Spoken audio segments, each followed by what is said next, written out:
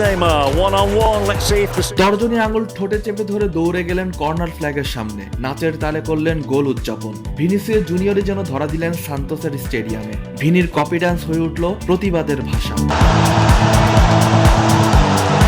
Neymar এমনই সতীর্থের জন্য বুক আগলে দাঁড়িয়ে যান, প্রতিবাদী কণ্ঠে মাঠের ভিতর তার স্পষ্ট অবস্থান।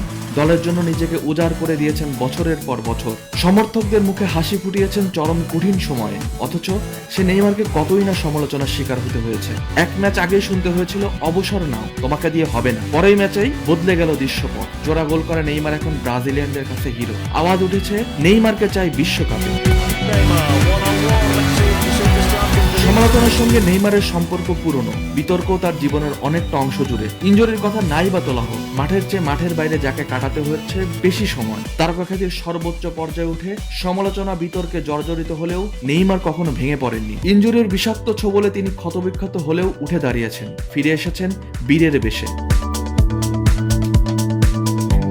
বিশ্বকাপ দ্বার প্রান্তে ব্রাজিল কোচ কার্লো আনচেলত্তি সাফ জানিয়ে দিয়েছেন ফিটনেস ও পারফরমেন্সের মাপকাঠিতে জায়গা হবে বিশ্বকাপ দলে। চেষ্টার কমতি রাখেননি নেইমার। চোট বারবার তার শরীরে কোপ বসালেও ফিট হয়ে ফিরেছেন মাঠে, কিন্তু ভাগ্যের মার প্যাচে ছিটকে যাচ্ছিলেন মাঠের বাইরে। পায়ে আরেকটি অপারেশন করে কয়েকদিন আগেই ফিরেছেন মাঠে। লম্বা সময় পর মাঠে ফেরায় শরীরের ধকল বোঝা যাচ্ছিল। সমালোচকরা কি আর বসে থাকে? যা ইচ্ছে তাই বলা বলি শুরু হয়।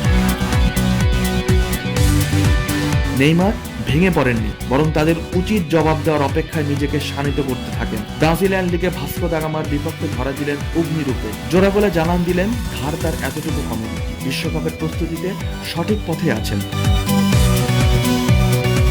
ব্রাজিল কোচ নেইমারকে দলে চান, সেজন্য লাগবে ফিটনেস পরীক্ষায় 5 নম্বর। এবছর খেলা 3 ম্যাচের 2টিতে পুরো সময় মাঠে থেকে আনচেলত্তিকে বার্তা দিয়েছেন।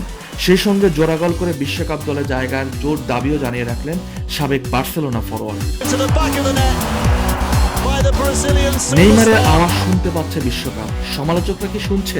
নেইমার মুখে কিছু বলেননি, গোল উদযাপনে চুপ করিয়ে দিয়েছেন সবাইকে।